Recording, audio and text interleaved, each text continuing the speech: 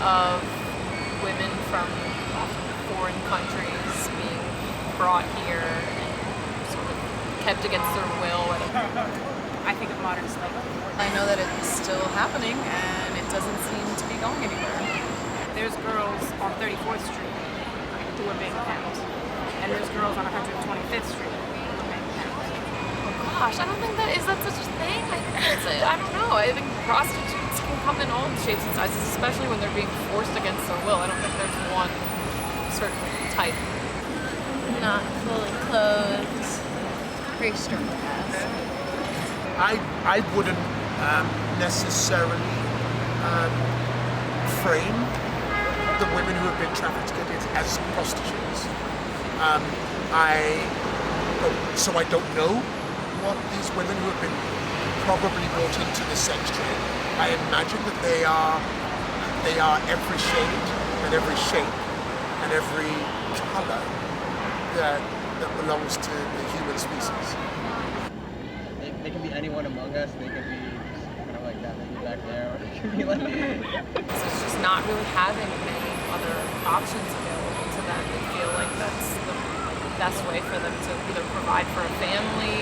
I don't know, their parents are in dire financial straits and selling their child off. Can you imagine being put in that position and then it's kind of a brainwashing situation? I think a lot of these women feel like they have nowhere to go. Okay, you can escape, you can leave, but then what happens after? You need money to survive, you need money to find a home, you need somewhere to eat, or someone to love you, to comfort you. In regards to what's going on right now, like police abusing the civilians, and they can't even handle that, so I'm assuming there's not much they could do to actually help the trafficking, especially that happens either across the seas or here. I don't think they have much interest, I would say that. That's a very interesting question. No comment. I don't know. I go back and forth a lot.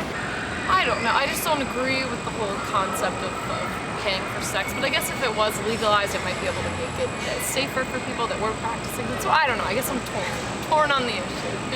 I think it should definitely be legalized because women who work in that field deserve to have rights. Women who choose to work in that field deserve to have like rights and access to different health things and different legal protections. And then men who violate whatever the boundaries are of the age in which you can have consensual sex with someone who wants to sell it, they should be prosecuted, right? And the girls who are underage should be protected and not prosecuted. And we can only have those protections and those boundaries through the law. That's how we have protections and boundaries through everything else that we do.